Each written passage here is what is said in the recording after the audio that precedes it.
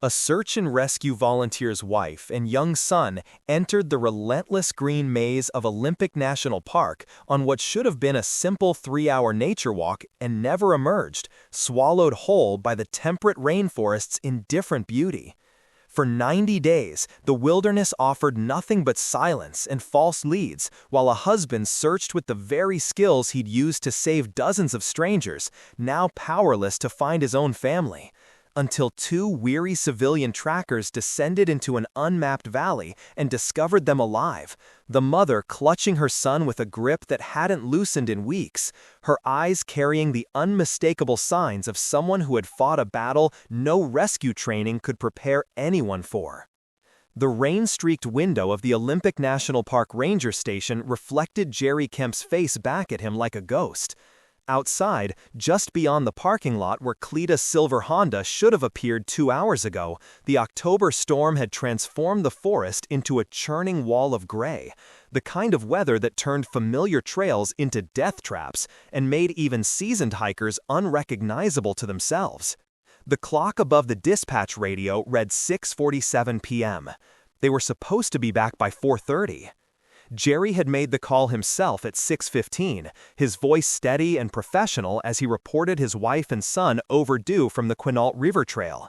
He'd given the details with the practiced efficiency of someone who'd done this dozens of times: last known location, planned route, estimated return time, physical descriptions, gear inventory. The dispatcher on the other end was Maria Constanza, who'd worked with Jerry on at least 15 rescues over the past 3 years. She hadn't asked if he was sure, hadn't suggested waiting another hour. She'd just said, "I'm calling Seth," and the machine had begun to turn. Ranger Seth Butler arrived at the trailhead 23 minutes later, his truck's headlights cutting through sheets of rain that looked solid as glass. He was a broad man in his early 50s, with the kind of face that had seen enough to know when worry was justified. He gripped Jerry's shoulder without speaking, and together they stood at the mouth of the trail, staring into the darkness where the beam of Butler's flashlight died after 30 feet, swallowed by the forest's throat. "She knows these trails," Jerry said, and hated how it sounded like a question. "She does," Butler confirmed, "and she's got Jeremy with her, which means she's being careful. Could be they found shelter and decided to wait it out." It was the right thing to say, the professional thing, but both men knew what the temperature would do overnight. The storm had dropped at 15 degrees in 2 hours. By midnight, it would be in the low 40s, and everything in the forest would be soaked through. Hypothermia didn't care about experience or caution. It cared about core temperature and time. The search began in earnest at first light, though light was a generous term for the gray sludge that passed for dawn. Butler had called in every available ranger and volunteer from 3 districts, and by 7 a.m., there were 42 people staged at the Quinault River trailhead. Jerry stood among them, wearing his SAR vest with his name patch and trying not to see the looks, the careful, professional sympathy that everyone gave to the family member, the civilian, the one who had to stay at base camp while the real searchers did their work. Butler pulled him aside before the first teams deployed. "I need you on comms," he said, which was both a kindness and a knife. It meant Jerry would coordinate from the command post, relaying information, tracking team positions on the map, doing the essential work that kept him useful and stationary. It meant he wouldn't be out there. It meant Butler understood that Jerry Kemp, the SAR volunteer, was compromised by Jerry Kemp, the husband and father. He took the position without argument. The helicopter went up at 9:30, a borrowed bird from the Coast Guard that could handle the wind. Jerry listened to the pilot's clipped updates over the radio, grid by grid, sector by sector, the mechanical language of a search pattern that covered ground with ruthless efficiency. From the command post, he watched the topographic map and tried not to calculate the growing radius of possibility, the expanding circle of where they could be. Every hour added miles. Every mile added exponentially more forest. By noon, they'd covered the planned route twice and found nothing. By 2 p.m., the ground teams had pushed into the drainage valleys on either side of the Quinault, fighting through stands of old-growth timber where the canopy was so thick the storm's rain came down in delayed waterfalls, hours after it had actually fallen. The reports came back in fragments. Negative contact, Sector 4. No visible tracks, moving to Checkpoint 7. Visibility under 50 feet, continuing search pattern. At 3:45 p.m., Team 6 reported finding the car. Jerry's hand cramped around the radio before he forced himself to release the talk button and respond with something coherent. Butler was already moving, pulling on his pack, gesturing for Jerry to follow. The professional distance collapsed. They took Butler's truck up the service road to the Graves Creek Junction, where the silver Honda sat in the small gravel lot like an accusation. It was locked. The windows were beaded with rain but not fogged, which meant it had been sitting cold for hours, probably since yesterday. Jerry's hand shook as he used Cleta's spare key, the one she'd given him years ago, laughing, saying she'd inevitably lock herself out someday, and pulled open the driver's side door. The interior smelled like synthetic cherry from the air freshener dangling from the rearview mirror. Jeremy's booster seat was in the back, empty. Cleta's day pack was gone, which was good, which meant she had supplies. Her phone was in the cup holder, dead. The tank was 3/4 full. On the passenger seat, folded neatly, was the trail map she'd printed that morning, the Quinault River Trail highlighted in yellow. Nothing was wrong. Everything was exactly as it should be for someone who'd parked and started a hike. Except they hadn't come back. Butler organized the teams with the car as the new center point. The search radius tightened and expanded simultaneously. Tighter because they had a confirmed starting location, expanded because Cleta could have changed her mind, taken a different trail, followed Jeremy's curiosity into any of a dozen branching paths. The helicopter made another pass, lower this time, the pilot pushing the machine's limits to scan the impossible tangle of Salal and Devil's Club that choked the understory. The second day brought more searchers. The Park Service sent additional rangers from as far as Mount Rainier. Local volunteer groups arrived with dogs, German shepherds and bloodhounds that moved through the dripping forest with their noses to the ground, searching for the scent cone that would lead them to living bodies or dead ones. Jerry watched them work and tried not to think about which outcome the handlers were expecting. The rhododendron hells began on the third day, when the search pushed into the untamed country west of Graves Creek. These weren't the decorative shrubs from suburban gardens. These were ancient, gnarled thickets that grew 15 feet tall and formed nearly impenetrable walls of twisted branches and waxy leaves. Searching them meant crawling, sometimes on hands and knees, through gaps barely wide enough for a human body, emerging on the other side scratched and exhausted and essentially blind to anything more than arm's length away. A person could be 10 feet from a search team and remain invisible. A person could step wrong and fall into one of the hidden creek beds that cut through the tangle, breaking a leg or worse, and no one would hear them call. Butler pulled the teams back at sunset on day 3. They'd searched over 40 square miles of some of the most hostile terrain in the park system. They'd found nothing. No tracks, no gear, no trace. The helicopter had burned through its borrowed time and gone back to the Coast Guard. The dogs had lost the scent at a creek crossing and never picked it up again. Jerry stood in the empty parking lot beside Cleta's Honda and understood for the first time in his career what it felt like to be on the other side of the statistics. He'd done this job long enough to know the numbers. 72 hours was the window. After that, you were searching for closure, not rescue. The 73rd hour came and went in silence, and the forest kept its secrets. The discovery came on day 4, when Jerry was supposed to be resting.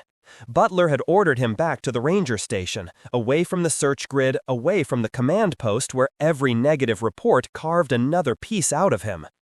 Jerry had nodded and driven away and lasted exactly 40 minutes in the empty house before he found himself back at the Graves Creek lot, standing beside the Honda in the thin morning light. He told himself he was looking for something the searchers might have missed, a receipt with a location, a note about a trail detour, anything.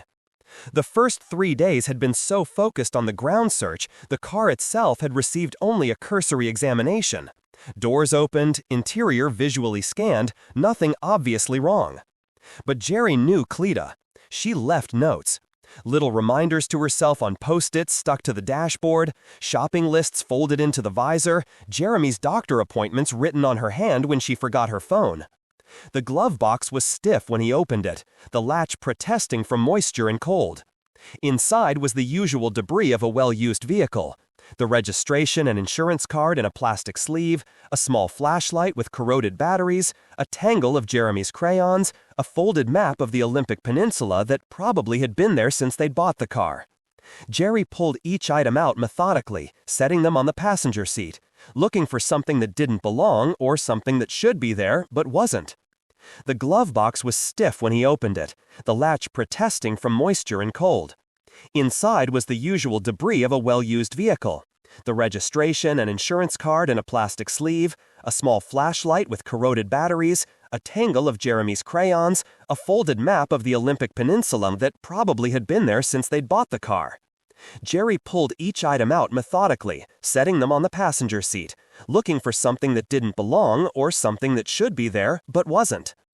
The paper was wedged in the very back corner, folded into a tight square, and jammed so deeply into the recess behind the registration holder that Jerry almost missed it. It was damp, the edges dark with mud or water staining, and when he unfolded it, the creases threatened to tear.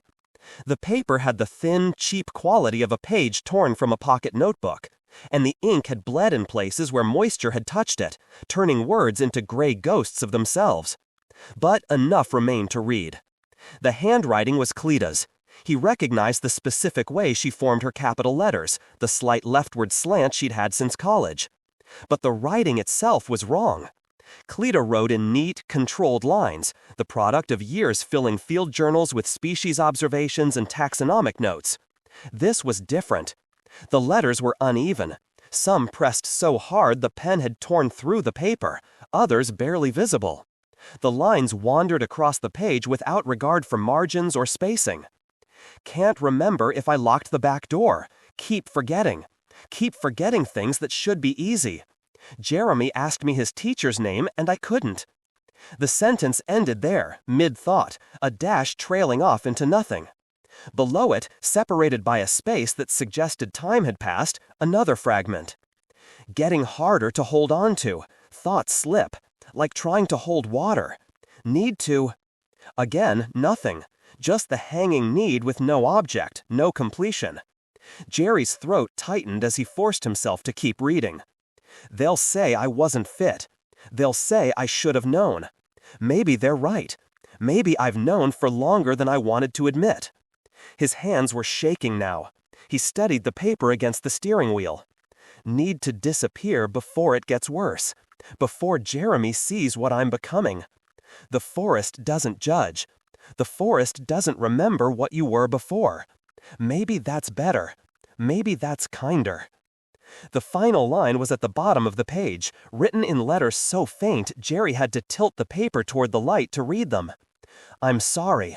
I'm sorry. I'm sorry. Jerry sat in the driver's seat of his wife's car, holding a piece of paper that rewrote everything he thought he knew about the past 4 days, and felt the ground shift beneath him. This wasn't a hiking accident. This wasn't someone caught by surprise by weather or terrain. This was something else entirely. This was deliberate. This was planned. This was a woman who had walked into the forest knowing she might not come back. He found Butler at the command post within 20 minutes, the note sealed in a plastic evidence bag that Jerry had pulled from his own SAR kit with hands that wouldn't quite cooperate. Butler read it twice, his face going carefully neutral in the way it did when he was processing information he didn't want to believe.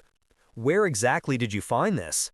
Glove box, back corner, behind the registration holder. It was wedged in tight, like she'd hidden it there on purpose. Butler nodded slowly, still staring at the paper through the plastic. Or like it fell back there and got stuck. Seth? I know what it looks like, Jerry. I'm just saying we need to be careful about assumptions. But his tone said he'd already made the same assumption, had already followed the same terrible logic to its conclusion. By afternoon, the note had reached the Park Service's central office, and by evening, Jerry was sitting across from Special Agent Victoria Reese of the FBI's Seattle field office. She was a compact woman in her 40s, with salt and pepper hair pulled back in a ruthlessly efficient bun, and she had the particular kind of exhausted competence that came from seeing too many missing persons cases end badly. Mr. Kemp, I need to ask you some difficult questions about your wife's mental state. Jerry had known the questions were coming, had known from the moment he unfolded that note that this was where it would lead, but knowing didn't make it easier. She was fine. She was herself. There was nothing. He stopped, because that wasn't quite true, was it? There had been small things. The way she'd asked him the same question twice in one conversation last month. The morning she'd put the milk in the cupboard instead of the refrigerator and laughed it off as distraction. The night she'd seemed confused about which day of the week it was, standing in the kitchen with a strange lost look on her face before shaking it off. Small things, easy to dismiss, easy to explain away as stress or fatigue or the ordinary friction of daily life. "Mr. Kemp?" "There were some moments," he said slowly. "Nothing that seemed significant at the time. Just forgetfulness. But we all forget things." Agent Reese wrote something in her notebook. Had she seen a doctor recently? Any complaints of headaches, confusion, memory problems?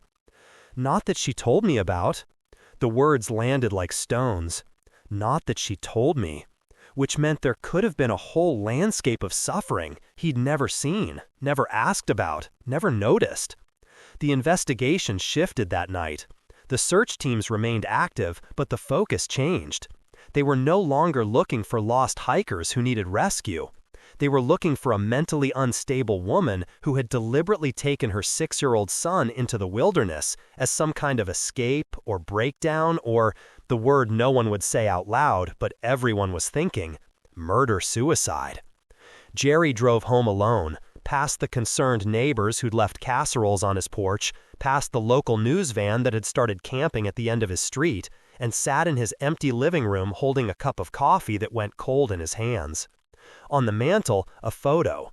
Cleta and Jeremy from last summer, laughing at something outside the frame, backlit by golden hour light. "The forest doesn't judge," she'd written. "The forest doesn't remember what you were before." He stared at the photo until the light failed, trying to reconcile the woman he knew with the fragments of desperation on that crumpled page, and finding no bridge between them that made sense. The search scaled down on day 12, though Butler never used those words.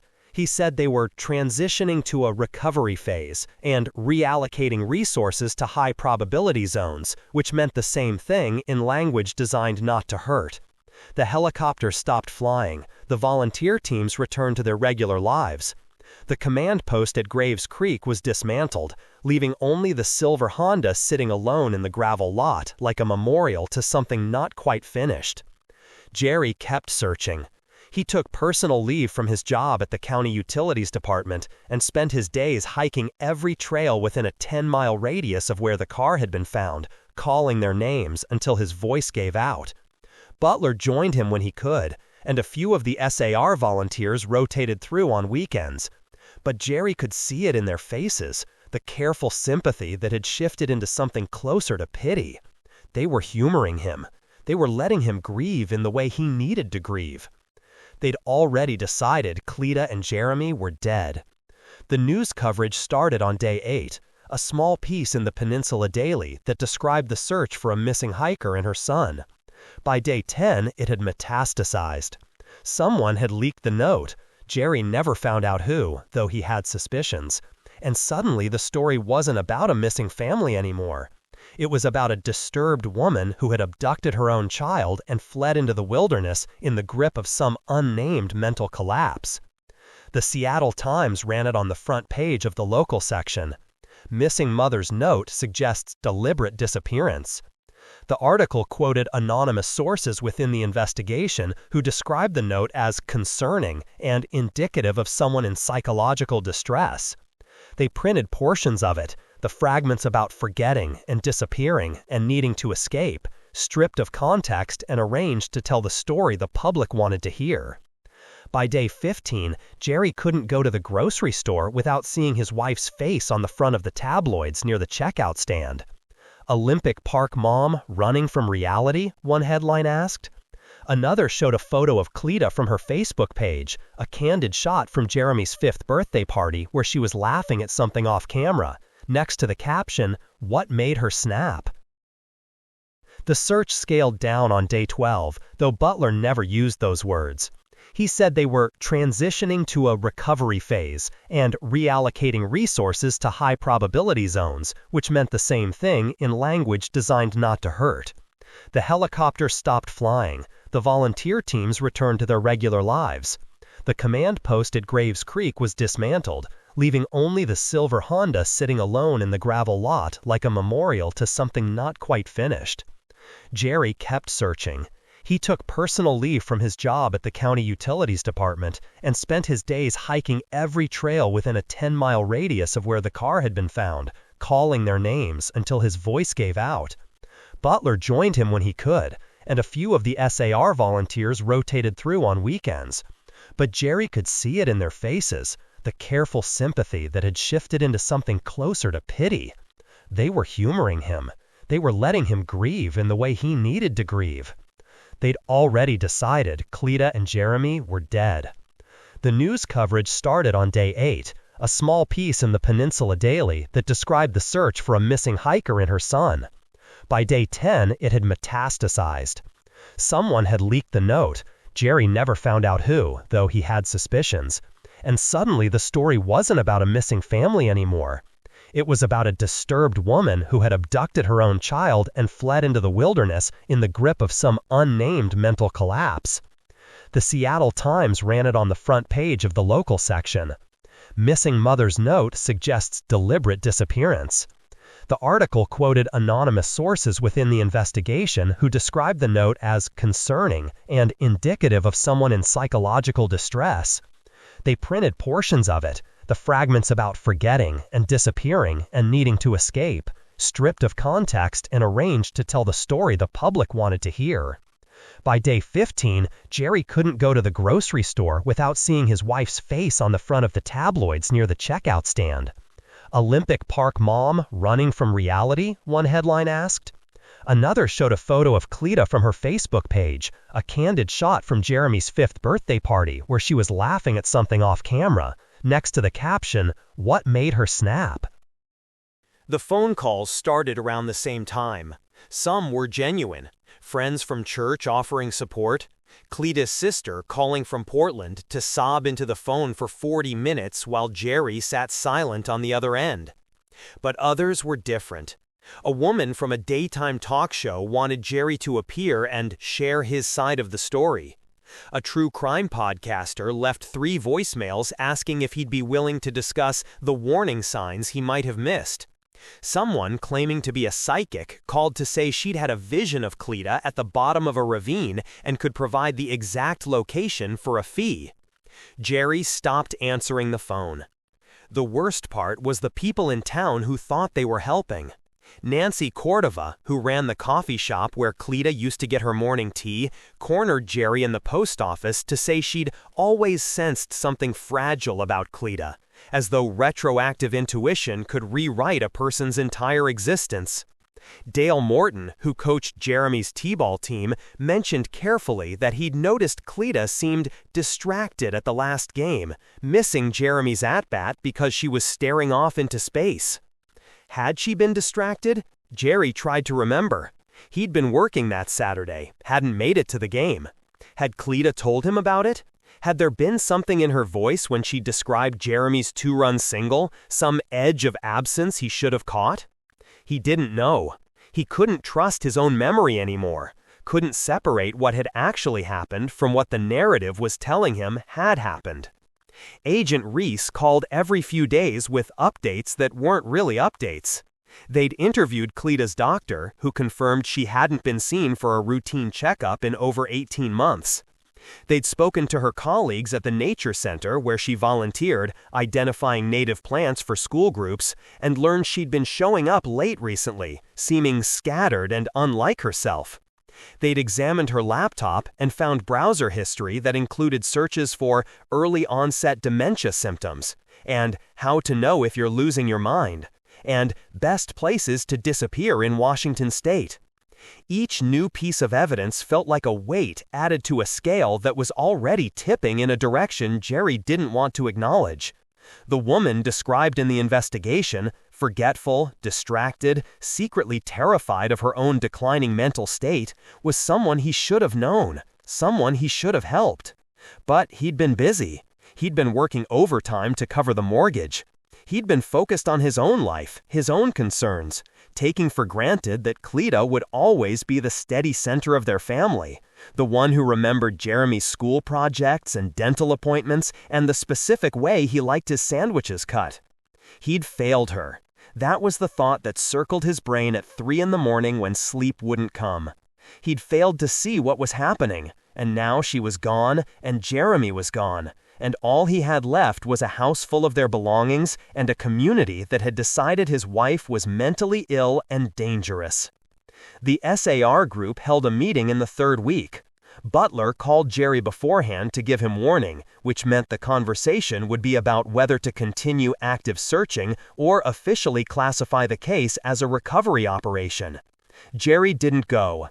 He couldn't sit in a room with people he respected and watch them vote on whether his family was worth looking for anymore. Butler called him after. "We're keeping it active," he said. "Reduced operations, but active. I'm not ready to give up on them, Jerry." "But everyone else is." Butler was quiet for a moment. People need narratives that make sense.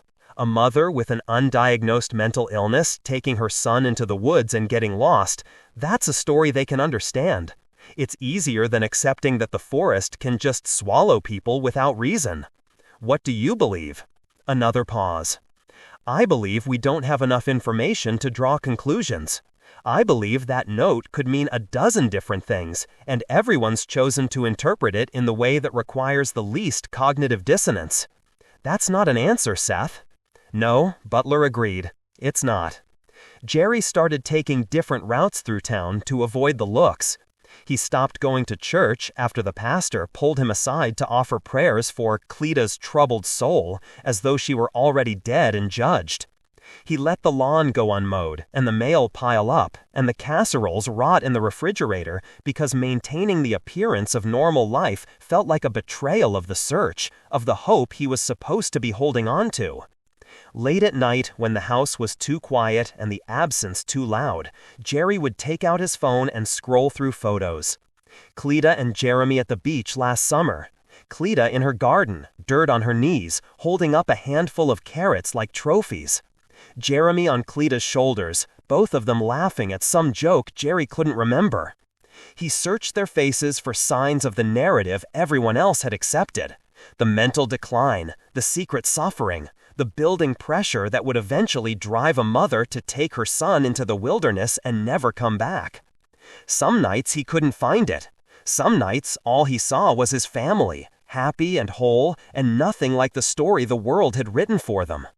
Other nights, usually the worst ones, he thought he saw something. A shadow behind Cleta's eyes, a distraction in her smile, a quality of absence that might have always been there, waiting for him to finally notice. Those were the nights he understood why the search teams had stopped coming, why Agent Reese's calls had become less frequent, why the case had quietly begun its transformation from active investigation to cold file, from mystery to tragedy, from something that might still be solved to something that would simply have to be endured. The forest had taken his family, and the world had decided it knew why. Jerry stood alone against both and felt himself losing ground to each. 3 months into winter, the forest had transformed into something ancient and indifferent. The temperate rainforest that drew tourists in summer became a cathedral of gray in January. Moss-draped trees disappearing into fog, rain falling in curtains that never quite stopped, everything perpetually wet and cold and slowly rotting back into the earth from which it grew.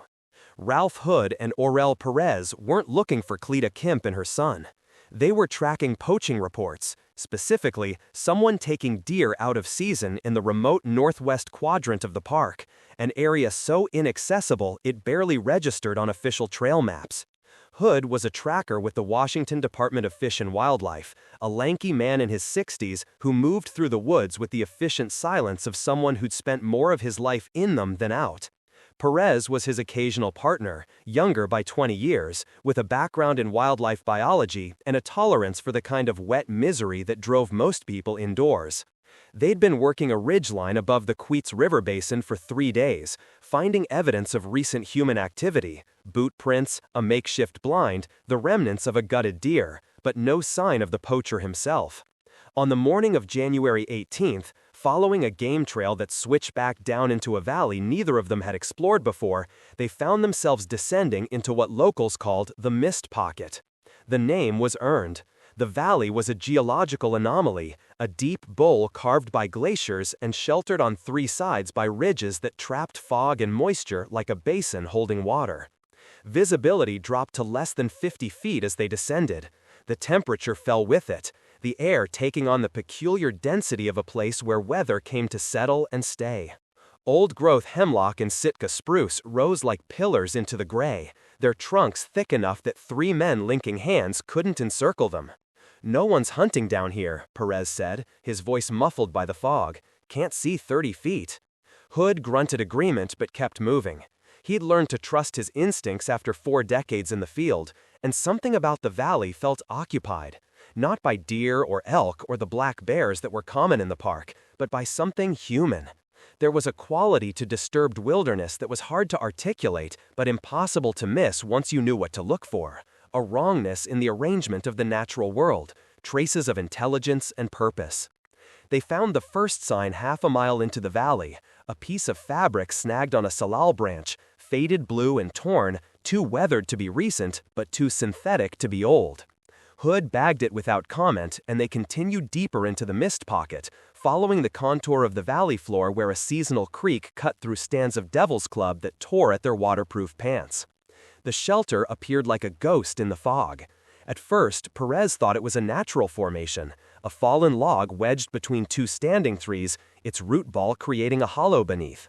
But as they got closer, the human elements became obvious.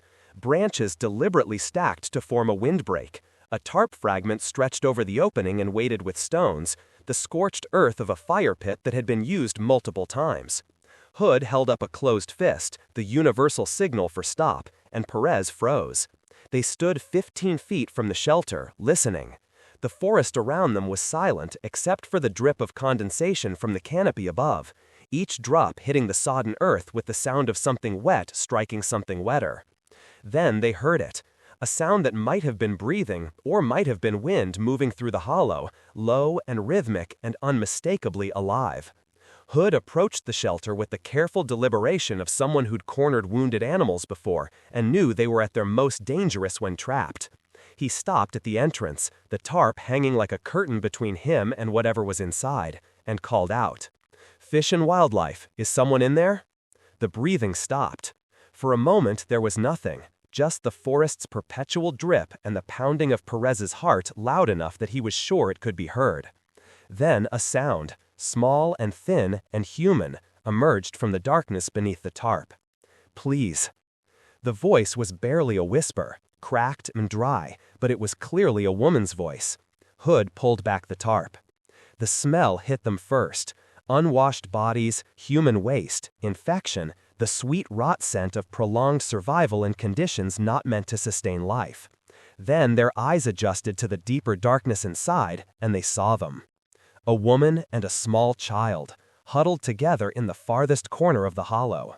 The woman was skeletal, her face gaunt to the point that her skull was visible beneath skin that looked gray in the dim light. Her hair was matted and filthy, hanging in ropes around her shoulders. She wore the remnants of what had once been quality outdoor gear, a jacket so torn and stained it was barely recognizable, pants that had been shredded by weeks of crawling through underbrush. But it was her eyes that stopped Hood where he stood. They were open and staring, but seemed to focus on nothing, looking through him rather than at him, with the particular quality of absence that he'd seen before in people who'd been lost too long, who'd slipped past the point where rescue meant simply going home. The child in her arms was small and frighteningly still. She held him with both arms locked around his torso, her grip so tight that Hood could see her knuckles were white even in the shadows. The boy's face was pressed against her chest, and for a terrible moment, Perez thought they were too late, that they'd found bodies rather than survivors. Then the child's eyes opened, dark and alert and terribly aware, and found Perez's face with a look of desperate, silent pleading that would haunt him for the rest of his life. "We're here to help," Hood said, his voice gentle in a way Perez had never heard from him before. "Can you tell me your name?" The woman's eyes moved to Hood's face, but there was no recognition in them, no understanding.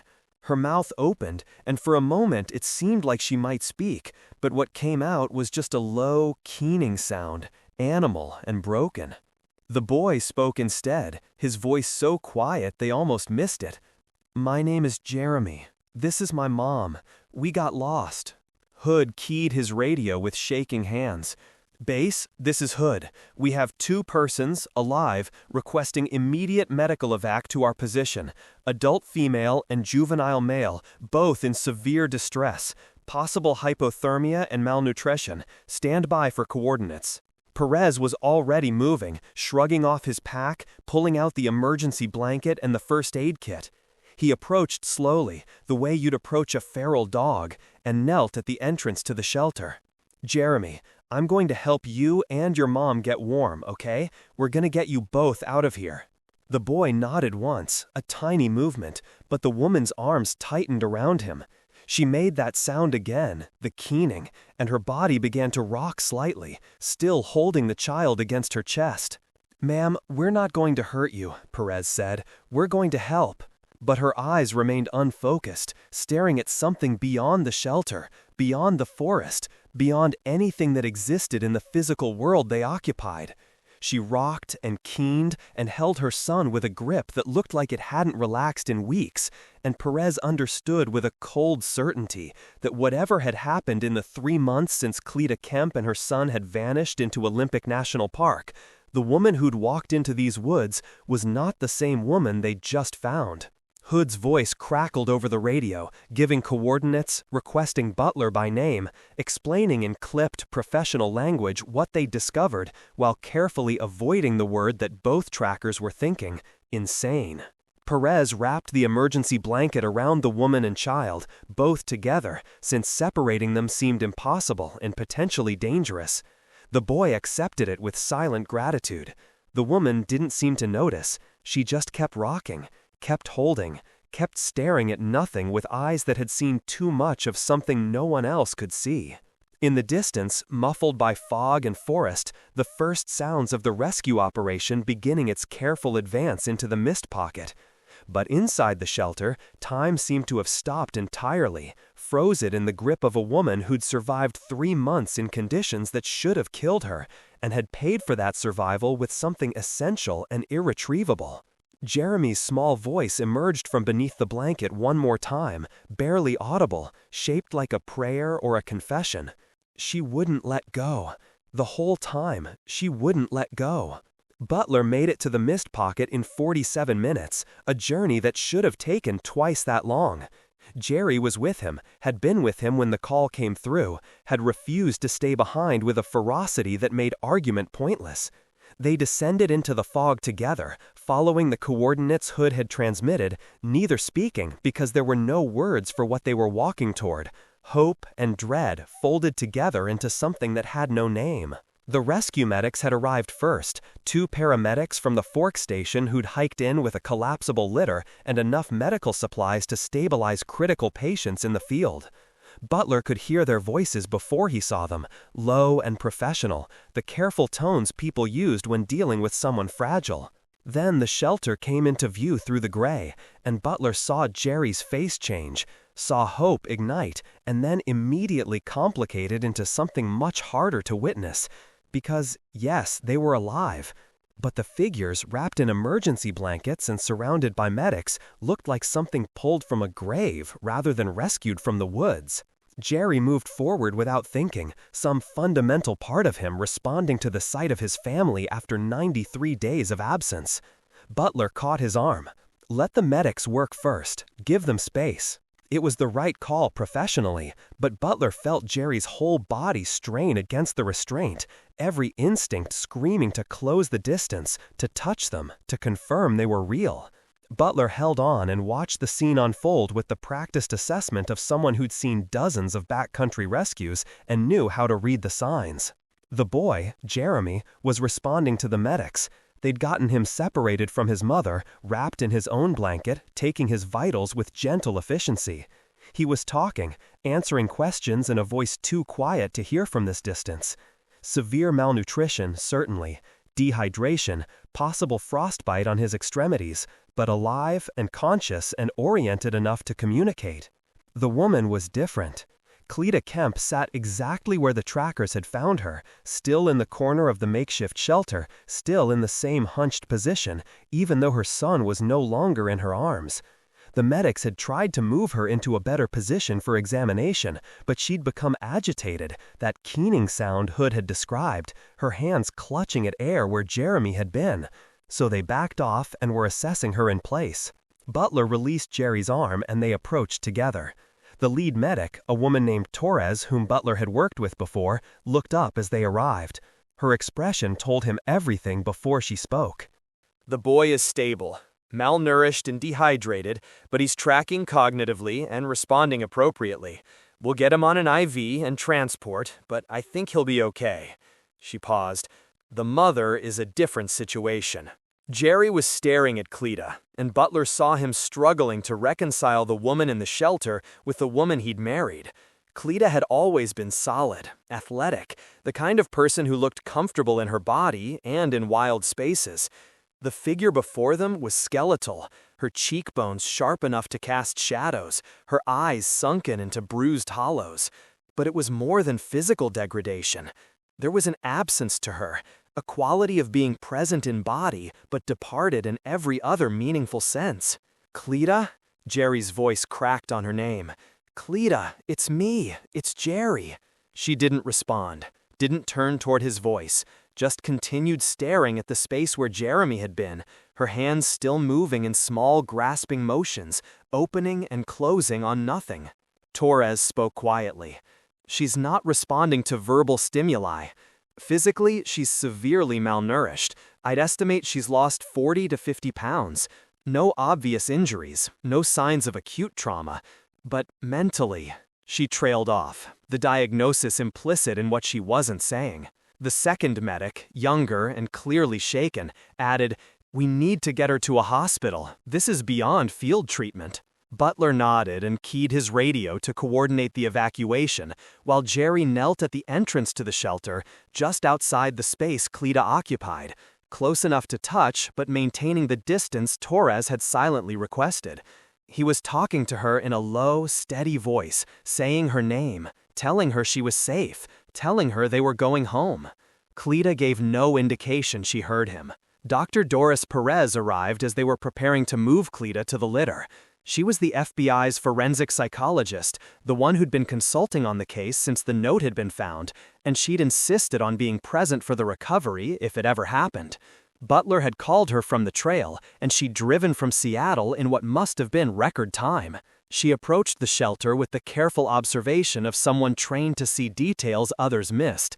Butler watched her take in the scene, the makeshift construction, the evidence of prolonged habitation, the condition of the survivors, and saw her expression shift from clinical assessment to something more troubled. "Her gear," Perez said, crouching near where Cleta's jacket lay partially visible beneath the emergency blanket. "Can I see it?" Torres carefully pulled back the blanket. Cleta's jacket had been high-end when she'd bought it. Butler remembered because Jerry had mentioned it. A birthday gift, Gore-Tex and down, designed to keep someone alive in extreme conditions. What remained barely qualified as clothing. The fabric was shredded, torn in ways that didn't match normal wear from moving through underbrush. The rips were deliberate, savage, concentrated around the seams and closures, as though someone had systematically tried to destroy the garment's integrity. Perez examined the damage without touching, her face growing more grim. "Her pants are the same. Look at this." She pointed to Cleta's waterproof hiking pants, which showed similar systematic destruction. Tears at the knees, the waistband partially ripped away, the reinforced sections around the pockets shredded. Perez continued, speaking more to herself than to the assembled group. Gear designed specifically to protect her from exactly these conditions. And she spent significant time and effort tearing it apart. Could it have caught something? Jerry asked, his voice desperate for an explanation that made sense. Perez shook her head slowly. These aren't snag patterns. These are methodical tears. Look at the way the fabric is damaged around the seams. Someone pulled at these deliberately, repeatedly, trying to separate the layers. She stood and looked at Butler with an expression he couldn't quite read.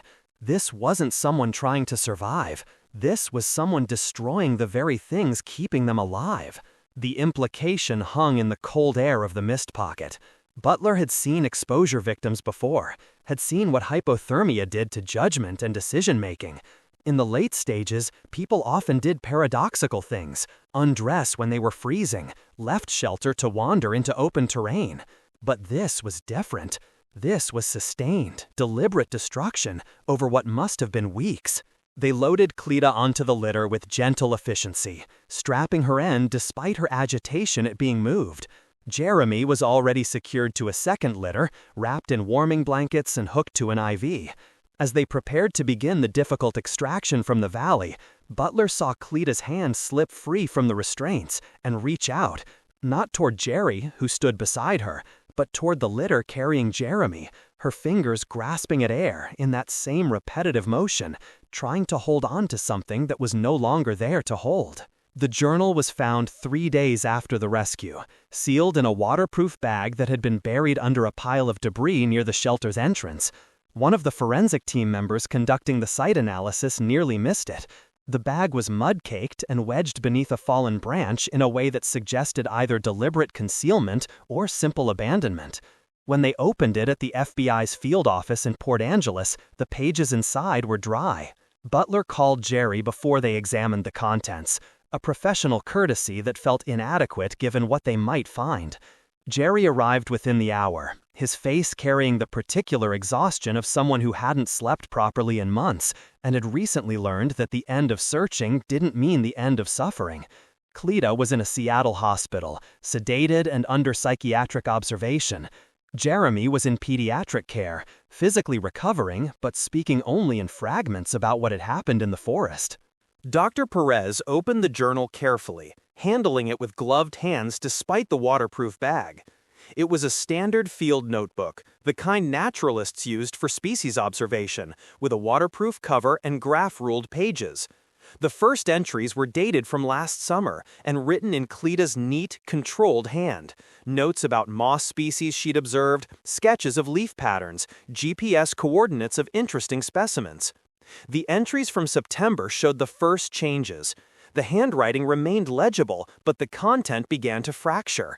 Notes about forgetting where she'd parked. A list of Jeremy's school supplies rewritten 3 times on the same page, each iteration slightly different, as though she couldn't remember having already written it. A margin note that simply read, "Why can't I hold on to thoughts?" with no context around it. By early October, just before the disappearance, the degradation was obvious. Words were misspelled, sentences trailed off mid-thought, entire paragraphs were illegible scratches that might have been writing or might have been something else entirely. One page showed the same sentence written over and over. "I need to remember, I need to remember, I need to remember," filling the entire sheet in letters that grew increasingly irregular. The final dated entry was from October 23rd, the day they'd vanished. Jerry recognized the date immediately. It was seared into his memory as the last time he'd seen them alive. The writing was barely coherent. "Trail today with Jay. Get the moss. The green one. The one that... Can't remember why. Everything slipping. Words wrong. Jerry will know something is. Can't let him see. Forest is better. Forest doesn't need me to remember." Below that, the pages dissolved into chaos. No more dates, no more complete sentences, just fragments and illegible scrawls, and occasionally, Jeremy's name written in letters that looked like they'd been formed by someone relearning how to write. But scattered throughout the final pages, written in margins and between the incomprehensible scrawls, were numbers, coordinates. The same GPS coordinates repeated dozens of times with obsessive precision, as though this single piece of information had remained intact while everything else deteriorated. Perez noticed them first. "These coordinates, they're all the same sequence." She copied them onto a separate sheet and cross-referenced them with the park's topographic database. Her fingers stopped moving on the keyboard. It's about 3 miles northeast of where they were found. Elevation suggests it's near the ridgeline above the mist pocket. Butler was already pulling on his jacket. I want to see it. The coordinates led them to a location that didn't appear on any official trail map. They hiked in with a small team, Butler, Perez, 2 park rangers, and a forensic photographer, following the GPS through terrain that grew increasingly difficult as they climbed out of the valley. The forest here was old and dense, the kind of place that felt like it had been undisturbed since the last ice age. The mine entrance appeared suddenly, a dark mouth in the hillside partially obscured by sword ferns and salal. It was small, probably an exploratory dig from the early 1900s that had been abandoned when the park was established. A weathered wooden frame shored up the entrance, and someone had fastened a heavy tarp across the opening, creating a barrier against wind and rain. Butler pulled back the tarp and shone his flashlight into the darkness beyond. The beam caught something reflective about 15 feet in, shelving, metal, and incongruous in the natural stone tunnel. They entered carefully, the mine shaft extending back about 30 feet before ending in a collapse of rock and timber. But those 30 feet had been transformed into something else entirely. The cache was meticulous. Military-style metal shelving lined one wall, stocked with supplies that showed a level of organization that bordered on obsessive. Canned goods arranged by type and labeled with dates. Sealed containers of dried foods, water filtration equipment, first aid supplies in waterproof cases, emergency blankets, batteries, a camp stove with fuel canisters. Everything you'd need to survive in the backcountry for months, all protected from the elements and carefully maintained. The forensic photographer began documenting while Perez moved deeper into the cache, examining the supplies with growing fascination. Look at the dates on these cans. Some of them are from the 1990s. This has been here for decades. Butler was studying the organization of the space with the eye of someone who understood survival preparation. This isn't a casual setup. Whoever built this knew exactly what they were doing. This is a deliberate, long-term survival cache. Near the back of the mine, they found evidence of recent habitation. A sleeping area with a foam pad and emergency blankets. Empty food containers stacked neatly to one side. A small pile of discarded clothing, children's clothing, Jeremy's size, worn but clean. Perez knelt beside the sleeping area and pointed to marks on the stone floor. Look at this. Scratched into the rock were more numbers, the same GPS coordinates that had filled Cleta's journal, carved with what must have been a sharp stone, over and over until they formed a border around the sleeping space, like a protective charm. She found this place, Perez said quietly.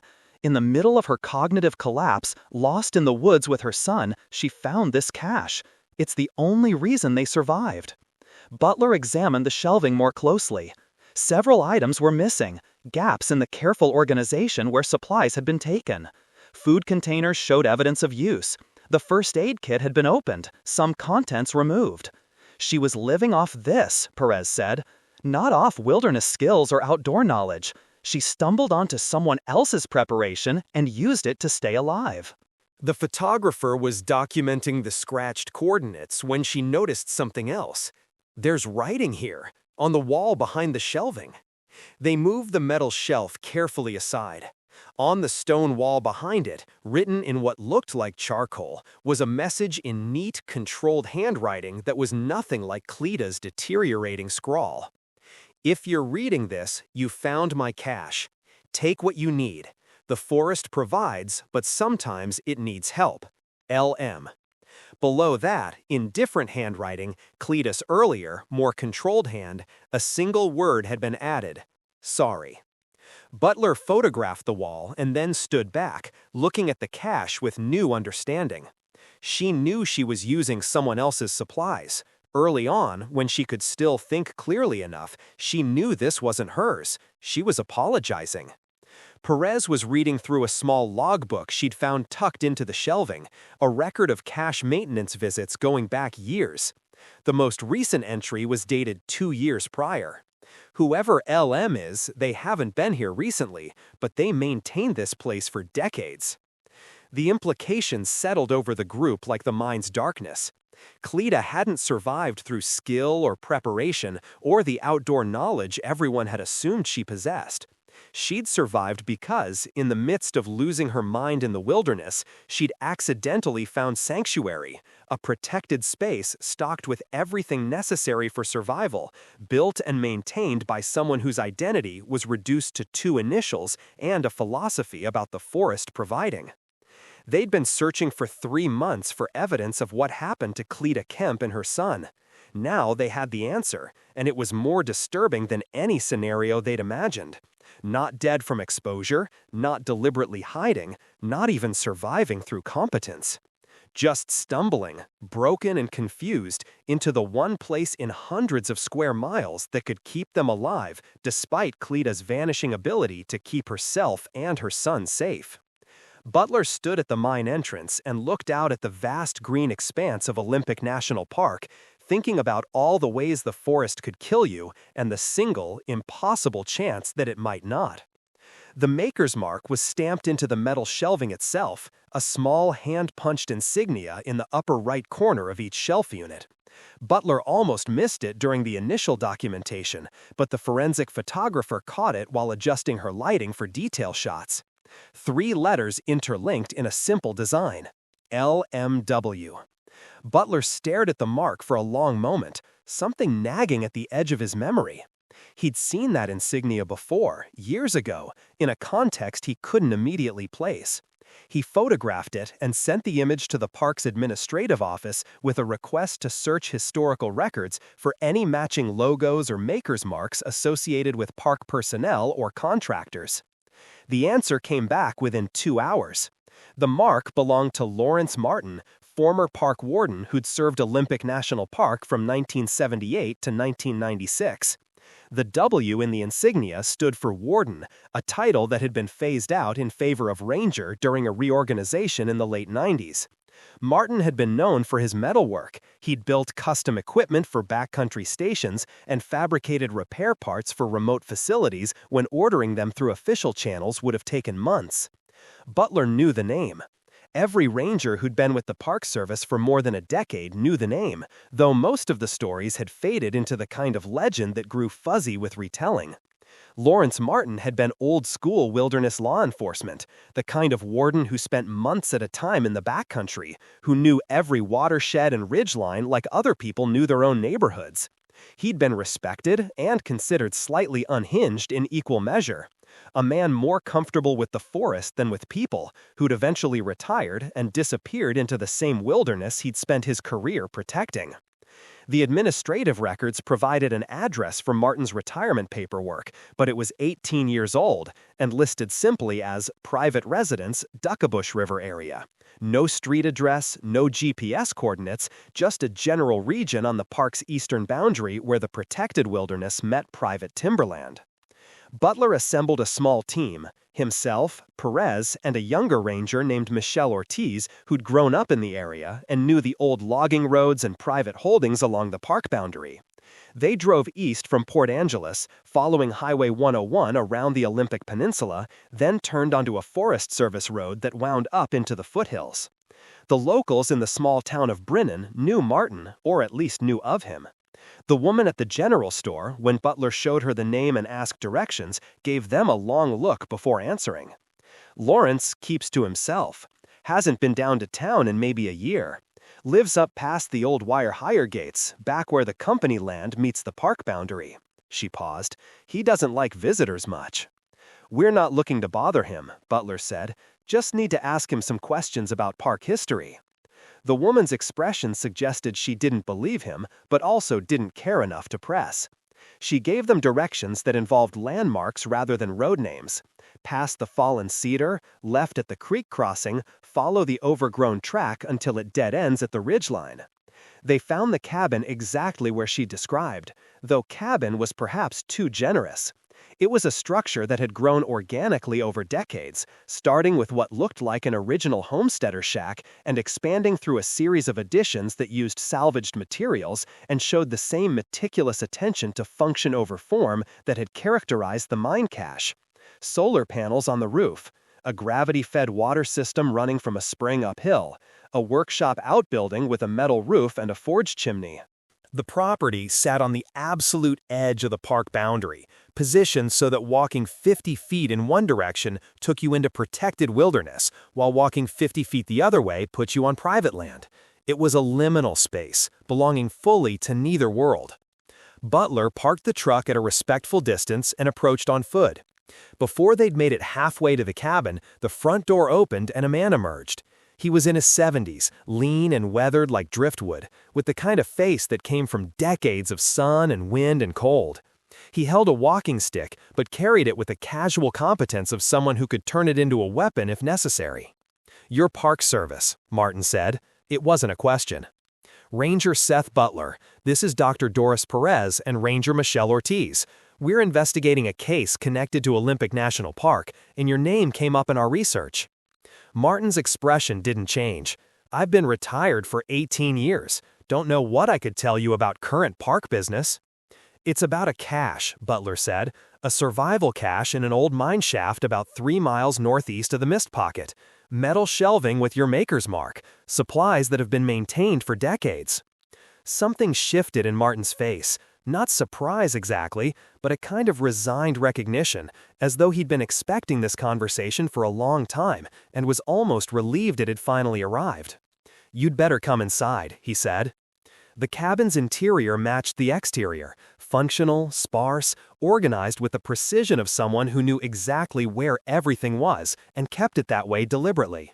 Maps covered one wall, topographic surveys of the Olympic wilderness with handwritten notations and marked coordinates. A wood stove provided heat.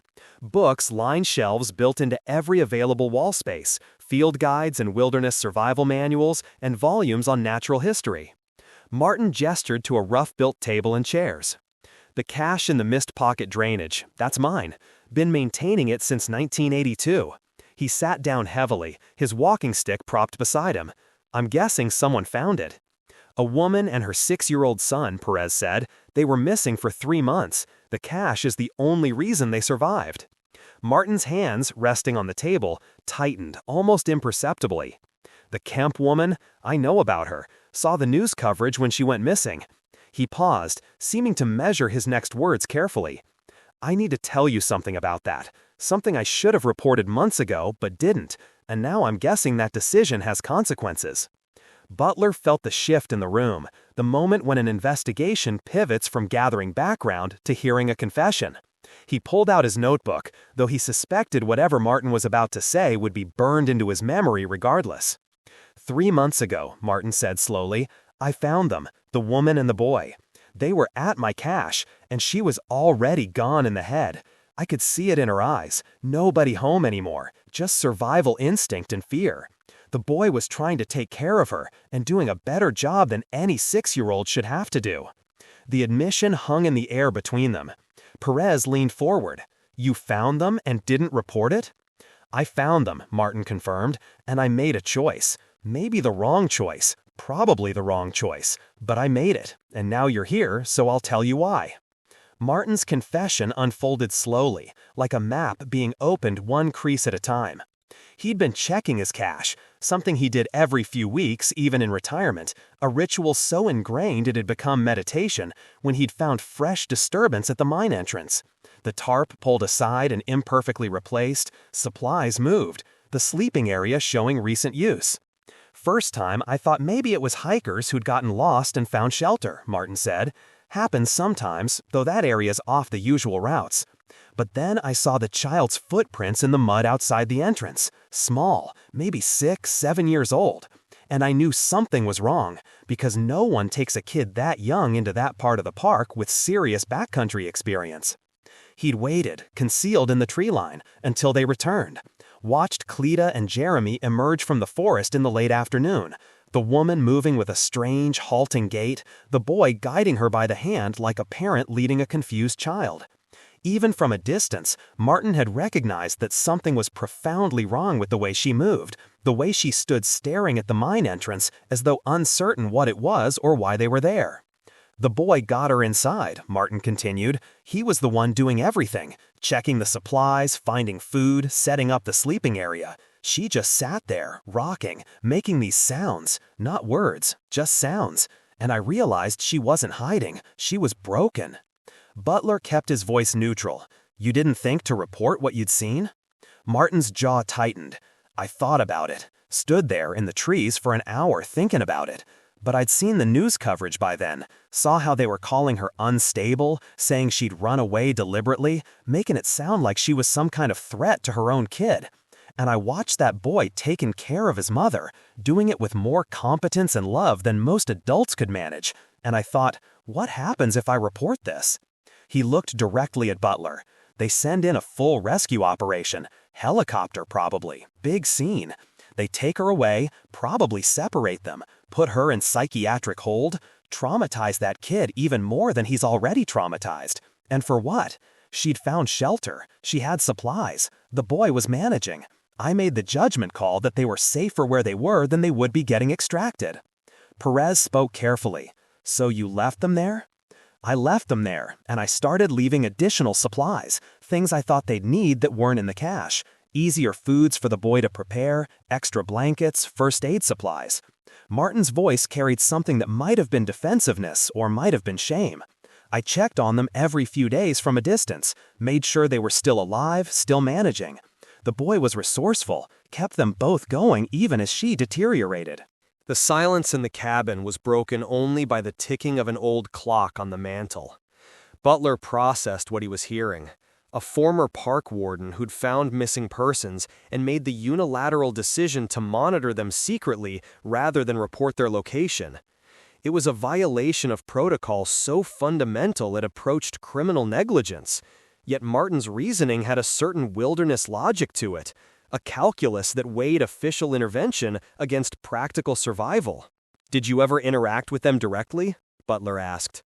"No, stayed hidden, but I watched, and I saw her getting worse. By the second month, she wasn't even trying to do anything for herself anymore, just sat and rocked and held on to that boy like he was the only real thing left in her world." Martin paused. "I knew I should report it then, knew it had gone beyond what I could justify, but I kept thinking, one more week. Let them have one more week before I bring the machinery down on them." Back at the park headquarters, Perez had been conducting her own investigation in parallel to the search for Martin. The trail camera footage recovered from Cleta's car had been sitting in evidence, considered irrelevant to the case because it was from before the disappearance. But Perez had requested it anyway, along with any other video or photos of Cleta from the months preceding October. The trail cam footage was time-stamped from early September. Cleta had set up the camera to capture images of a rare moss colony she was documenting. Most of the footage showed the static forest scene, but there were several clips of Cleta herself as she checked the camera and adjusted its position. Perez watched the footage frame by frame on her laptop in the park's conference room, Butler and Ortiz looking over her shoulder. On first viewing, nothing seemed unusual. Cleta moved normally, adjusted the camera with steady hands, smiled at the lens before walking out of frame. "There," Perez said, pausing the footage, "watch her left hand." She played the sequence again, this time at half speed. Cleta was reaching up to adjust the camera angle. Her right hand gripped the camera body firmly, but her left hand, which should have been helping to steady the device, showed a distinct tremor. The fingers didn't close properly, moved with a slight but noticeable lack of coordination. Perez switched to another clip from 2 weeks later. The tremor was more pronounced.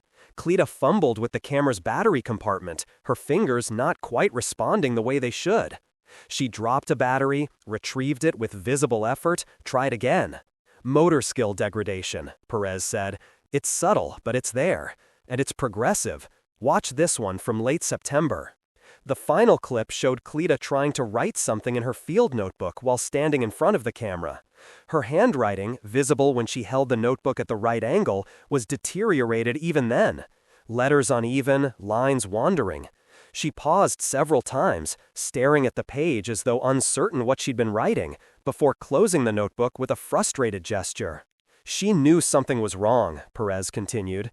She was documenting her own decline. Maybe not consciously, but the evidence is there. Progressive loss of fine motor control, difficulty with complex tasks, memory degradation. She pulled up medical literature on her laptop. The presentation is consistent with a rapid-onset neurological disorder. Could be Creutzfeldt-Jacobs disease, could be an aggressive form of frontotemporal dementia. Without proper imaging and blood work, I can't give you a definitive diagnosis, but this isn't psychiatric. This is organic brain disease.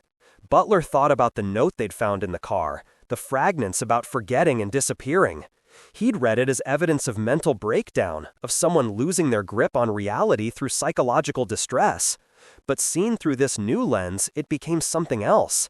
A woman watching her own mind disintegrate, trying to articulate what was happening to her with cognitive tools that were actively failing. She wasn't running away from her life, Butler said slowly. She was trying to protect her family from watching her deteriorate. And she failed, Perez added, not through lack of trying, but because you can't outrun a disease that's destroying your brain. She took Jeremy into the forest, thinking maybe she could hide what was happening, and instead the disease accelerated in exactly the conditions that required maximum cognitive function to survive. The pieces assembled themselves into a narrative more tragic than any scenario they'd considered. A woman developing a devastating neurological illness, hiding it from her family out of fear or shame or desperate hope it would resolve itself, planning what she thought would be a simple hike, maybe her last while she could still function. And then the storm, the disorientation, the disease accelerating under stress, her executive function collapsing exactly when she needed it most. She kept Jeremy alive, Ortiz said quietly. Even as she was losing herself, some part of her kept fighting to protect her son. Perez nodded. Maternal instinct operating at a level deeper than conscious thought. The higher cognitive functions were gone, language, planning, self-awareness, but the fundamental drive to protect her child remained. That's why she wouldn't let go of him, why she held him for 3 months even as everything else fell away. Butler looked at the frozen image on Perez's laptop. Cleta in early September, still herself, still functional, but carrying inside her a disease that would strip away everything she was. She'd walked into the forest hoping to disappear before it destroyed her. Instead, she disappeared into it, and the disease had come along for the journey. Butler sat across from Lawrence Martin in the sparse cabin and felt the weight of professional obligation pressing against something more complicated. The understanding that the man before him had made choices that were simultaneously indefensible and somehow human in their flawed reasoning. You watched her deteriorate for 3 months, Butler said, and it wasn't quite an accusation, not quite a question. You saw a woman losing her mind and a 6-year-old boy trying to keep them both alive, and you left them there. Martin didn't flinch from the judgment in Butler's voice. I did, and I'm not going to sit here and tell you it was the right choice, because I don't know if it was. But I'll tell you what I was thinking every time I hiked up to that cache and watched them from the tree line. He stood and moved to the wall of maps, pointing to the area around the missed pocket. You know what happens in a standard rescue extraction from that terrain? Helicopter can't land in the valley. Too narrow, too many trees. So you'd have to bring them out on foot, or more likely on litters, up the ridgeline to the nearest LZ.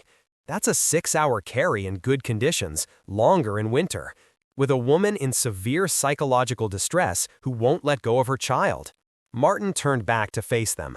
I watched her once when a deer came too close to the mine entrance. The way she reacted, it was pure panic, animal fear. She grabbed the boy and retreated into the deepest part of the mine, making those sounds, that keening. It took him an hour to calm her down enough to come back out. And I thought, what happens when you send 10 people and tactical gear crashing through the forest toward them? What does that do to her? What does that do to him? Perez spoke, her voice clinically neutral. So your solution was to enable their continued exposure to life-threatening conditions rather than risk the trauma of rescue.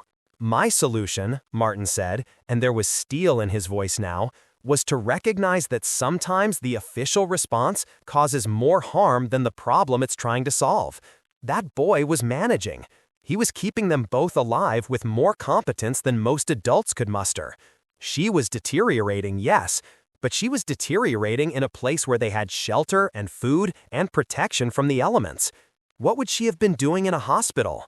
Restrained, sedated, separated from her son, dying anyway, but dying confused and terrified instead of dying in the forest with her child close. "She's not dead," Butler said sharply. Martin met his eyes. "Isn't she? The woman she was? You've seen her, Butler. You know what I'm talking about. The person Cleta Kemp was is gone. What's left is biology and instinct, and maybe some deep core of maternal protection. But the woman herself? She died out there in the woods, slowly, over 3 months. I just gave her a place to do it with some dignity." The words hung in the cabin's cold air. Butler wanted to argue, to push back against the fatalism in Martin's assessment, but he'd seen Cleta's vacant eyes in the shelter, had watched her fail to recognize her own husband. The former warden wasn't wrong, just brutally honest about a truth Butler hadn't wanted to fully acknowledge. "You should have reported it," Butler said finally. "Whatever your reasoning, you should have reported it and let the system make that decision." "You're right," Martin agreed. "I should have. And now you're here, and I'm telling you everything, and you'll do whatever you need to do with that information.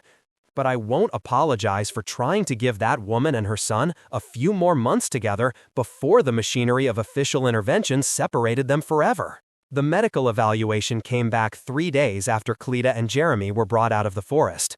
Dr. Sarah Kimball, the neurologist who'd overseen Cleta's care at Swedish Medical Center in Seattle, delivered the findings to Jerry in a consultation room that smelled like antiseptic and recycled air.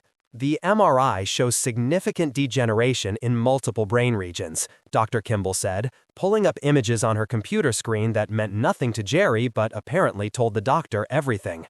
"Particularly in the frontal and temporal lobes. Combined with the rapid progression of symptoms and the protein markers in her spinal fluid, we're looking at a prion disease, most likely sporadic Creutzfeldt-Jakob disease." Jerry heard the words but couldn't quite process them into meaning. "Can you treat it?" The doctor's expression carried the particular kind of compassion that preceded devastating news. "CJD has no cure and no effective treatment. The progression is rapid. Most patients survive less than a year after diagnosis. Given how advanced Cleta's symptoms are, her timeline is probably measured in months." The room tilted slightly. Jerry gripped the arms of his chair and forced himself to stay present. "She's going to die. Yes, I'm very sorry." He'd searched for 3 months to find his wife and son. He'd endured the public narrative that painted Cleta as mentally unstable and possibly dangerous. He'd fought against hope and despair in equal measure, never quite believing they were dead, but never quite believing they'd be found alive. And now they were found and alive. And the answer was that he'd get to watch her die anyway, slowly, losing pieces of herself until nothing remained but the biological processes that kept her heart beating. "She's not dead," Butler said sharply. Martin met his eyes. "Isn't she? The woman she was? You've seen her, Butler. You know what I'm talking about. The person Cleta Kemp was is gone. What's left is biology and instinct and maybe some deep core of maternal protection. But the woman herself? She died out there in the woods, slowly, over 3 months. I just gave her a place to do it with some dignity." The words hung in the cabin's cold air. Butler wanted to argue, to push back against the fatalism in Martin's assessment. But he'd seen Cleta's vacant eyes in the shelter, had watched her fail to recognize her own husband. The former warden wasn't wrong, just brutally honest about a truth Butler hadn't wanted to fully acknowledge. "You should have reported it," Butler said finally. "Whatever your reasoning, you should have reported it and let the system make that decision." "You're right," Martin agreed. "I should have. And now you're here, and I'm telling you everything, and you'll do whatever you need to do with that information. But I won't apologize for trying to give that woman and her son a few more months together before the machinery of official intervention separated them forever." The medical evaluation came back 3 days after Cleta and Jeremy were brought out of the forest. Dr. Sarah Kimball, the neurologist who'd overseen Cleta's care at Swedish Medical Center in Seattle, delivered the findings to Jerry in a consultation room that smelled like antiseptic and recycled air. "The MRI shows significant degeneration in multiple brain regions," Dr. Kimball said, pulling up images on her computer screen that meant nothing to Jerry but apparently told the doctor everything. "Particularly in the frontal and temporal lobes. Combined with the rapid progression of symptoms and the protein markers in her spinal fluid, we're looking at a prion disease, most likely sporadic Creutzfeldt-Jakob disease. Jerry heard the words but couldn't quite process them into meaning. Can you treat it? The doctor's expression carried the particular kind of compassion that preceded devastating news. CJD has no cure and no effective treatment. The progression is rapid. Most patients survive less than a year after diagnosis. Given how advanced Cleta's symptoms are, her timeline is probably measured in months. The room tilted slightly. Jerry gripped the arms of his chair and forced himself to stay present. She's going to die. Yes, I'm very sorry. He'd searched for 3 months to find his wife and son. He'd endured the public narrative that painted Cleta as mentally unstable and possibly dangerous. He'd fought against hope and despair in equal measure, never quite believing they were dead, but never quite believing they'd be found alive. And now they were found and alive. And the answer was that he'd get to watch her die anyway, slowly, losing pieces of herself until nothing remained but the biological processes that kept her heart beating. Can I see her? Dr. Kimball hesitated. She's not responsive, Jerry. She doesn't appear to recognize faces or voices. Her primary behavior is still the same protective clutching. She becomes agitated when Jeremy is out of her sight. Can I see her? He repeated, and it wasn't a question. They were in a private room on the neurology floor, Cleta and Jeremy together because separating them had proven impossible without heavy sedation. Jeremy sat in a chair beside his mother's hospital bed, holding her hand, his small face showing a weariness that no 6-year-old should carry. Cleta was propped against pillows, her skeletal frame barely making an impression beneath the blankets, her eyes open but tracking nothing.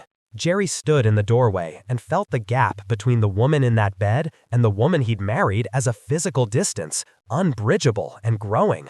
Jeremy looked up and saw him, and something complicated passed across the boy's face, relief and fear and a kind of protective wariness.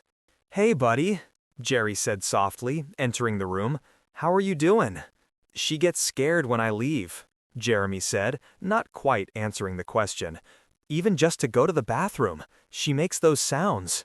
Jerry pulled a chair close and sat down, looking at his wife's vacant face, at the woman who had been his partner and love and the center of his world.